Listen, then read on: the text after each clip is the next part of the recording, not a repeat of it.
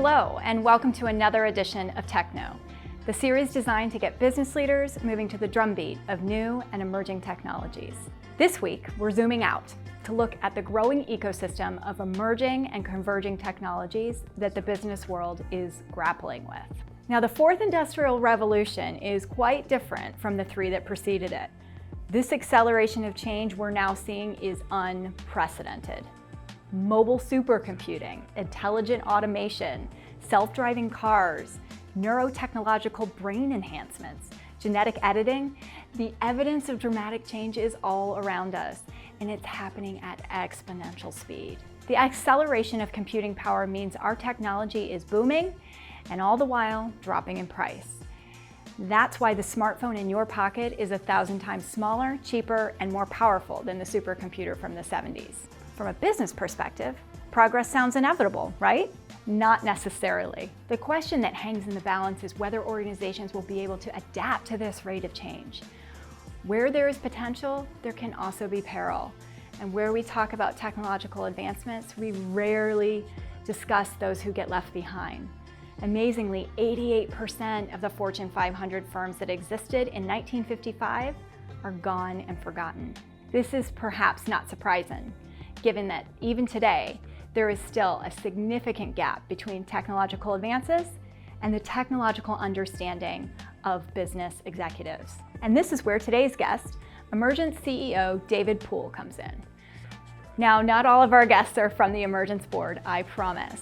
David is a business leader with a track record of unleashing business potential with the latest technology solutions, and someone whose time in the consultancy game at the likes of PwC and Capgemini has given him a front row seat to the evolution of digital transformation.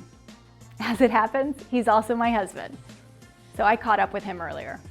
David, welcome. Well, listen, I'm going to jump right in here because we've got about 8 minutes to cover the entirety of the fourth industrial revolution. What are the most important things for business leaders to keep in mind?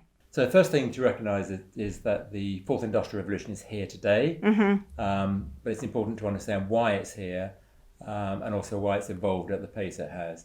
I think there are really four key reasons. The first one is we've seen incredible changes in the pace and speed of communications technology, but also the power of communications equipment. Second is what we call convergence. And this is where these individual technologies like artificial intelligence, social media, digital learning, they all start to overlap and stack upon each other, creating huge opportunities in addition to the capabilities of each individual technology. Thirdly, human behaviors are rapidly changing alongside those technological advances. So we need to look no further than things like the rapid increase in e-commerce, video conferencing, particularly in this post-COVID era, or remote learning. They just really illustrate that. And I think lastly, we're seeing that machines are beginning to work in tandem with humans in a way that we're augmenting human intelligence with machines rather than just replacing humans.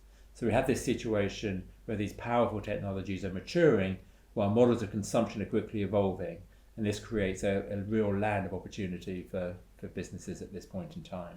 Okay, great. Thank you so much for that. I think breaking down the pace of the fourth industrial revolution and why it's happening is really, really helpful.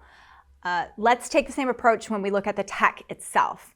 What are your sort of 3 to 5 picks that business leaders should be paying attention to in terms of technologies today? Well, let me start by saying that really before any business leader starts making decisions about technology, it's most important that they really first think about what are the evolving needs and expectations of their customers, because things are changing, but also what are their strategic goals, what are they trying to achieve. So with that caveat out of the way, I would suggest that there are really sort of 5 key technologies, and in no particular order. First, let's start with 5G, because this is enabling people to connect more seamlessly and in even more powerful ways with latency so low that any person or machine can communicate with any other on the planet as though they were standing next to each other like this. So what are the real world implications of that? So that really speeds up the race towards a whole range of mobile products and services, many of which I would say probably haven't even been invented today. 5G will also accelerate cloud computing, which would actually be my second choice. Okay, fair. So cloud is enabling businesses to transcend those physical limitations and scale growth like never before. Cloud computing allows organizations to provide sophisticated applications that can be used by thousands of people around the world all at the same time. And this really unleashes people from the power limitations of their own hardware. And since the cloud and all your documents and apps are now stored this way everywhere anyway, it makes us much more flexible than ever before, and particularly in the mobile world. Okay, so it sounds like hardware is becoming less and less relevant. Yeah, that's exactly true. And there are other examples actually around these sort of transcending these physical limitations. So blockchain's another one. This is really slashing infrastructure costs for banks across the world, eliminating transactional delays, making physical records completely redundant in a very secure world. So it's these secure real-time communication networks enabling, supply chains, healthcare, data sharing, you name it, but in a really highly secure way. It has the potential to eliminate huge amounts of record keeping, and I think it's going to be very disruptive in the IT space. Okay, so we've got 5G, cloud, and blockchain so far. You get one or two more max. Okay, challenge accepted. So artificial intelligence has to be there. Artificial intelligence has the capability of unlocking the data that we have and the real potential that we can create by using that data, analyzing that data in new ways like never before, really. Data, though, is the challenge. And while there is an abundance of data, we often hear now about the quality of data and how hard it is to come by really quality data. And I think it was Accenture that said that 97% of business decisions are made using low quality data. So that does pose a real challenge. But the opportunity around AI and the ability to leverage intelligence from machines, it is an incredible opportunity, I think, in general for the world. Okay, great. Well, our next episodes are a deep dive into AI and the challenges around data. So thanks for teeing that up for us. Happy to help. So the last one I would say is really intelligent automation. This is similarly improving decision making, powering faster and smarter workflows and decisions, augmenting humans. New levels of productivity with robotic process automation, working alongside natural language processing, optical character recognition. It really makes those real grunt work type jobs go away and allows us to automate those, freeing up humans to do much more fundamentally human things. Okay, great. So we've boiled it down to 5, which thank you for your top picks there. But I think even that could seem overwhelming, just those 5 for the busy and perhaps non-techie business executive. Yeah, I mean, it really is. And of course, executives could be forgiven for feeling kind of paralyzed by all the choices that they would have in this space. So you've got intelligent automation, RPA, NLP, machine learning, OCR. All the acronyms. It's just a plethora of opportunities. But do you really think that executives can understand all these things and the opportunities and the risks they present? Do the majority of businesses even have a digital vision for how they want to operate and how they want to work with their customers? And I'd say arguably not right now. I'm confident that these problems can be solved, but you really do have to tackle that head on. Agreed. Totally agreed. And I think it's often said that when innovation initiatives are siloed off into a small pocket of an organization, or when an organization focuses singularly on one particular technology to solve all of their problems, that's where we typically stumble. Yeah, no, absolutely. And back to my caveat from a few minutes ago, leaders really need to start looking at business-wide transformation when it comes to technology adoption.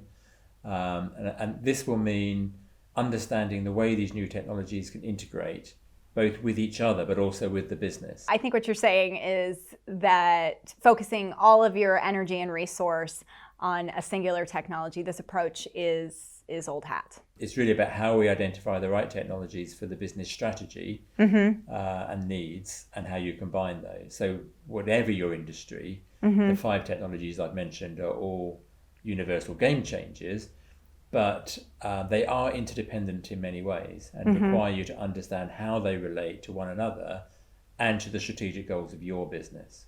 Absolutely. And probably unsurprisingly, I couldn't agree more. And we're going to, in TechKnow, we're going to be covering off all of the technologies that you've mentioned, starting with AI, as I mentioned earlier. So I really appreciate you sort of setting the context for that. Sure. So that's what's coming up for us. What's coming up for you? At the moment at Emergence, we are incredibly focused on listening to what CEOs have to say. They're really challenged at the moment because so much has changed post-COVID that they're really having to think about their strategy in different ways. So strategic review and revisiting their strategy is absolutely essential for most business leaders at this point in time. Great. Just one final question for you, David. What's your recommendation for our virtual shelf? I would definitely take a look at the Klaus Schwab book on the Fourth Industrial Revolution entitled The Fourth Industrial Revolution. Aptly. Perfect. Well, thanks so much for joining us. So, what's on our virtual shelf this week? Well, thanks to David, it's Klaus Schwab's The Fourth Industrial Revolution, the definitive guide to 4IR.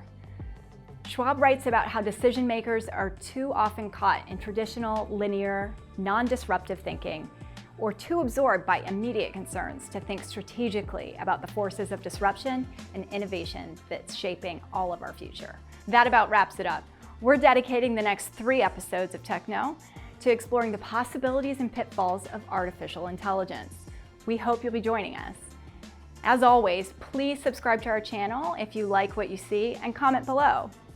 What would you like to see us tackle next? Has the content resonated? Or perhaps any challenges? Do let us know. Till next time.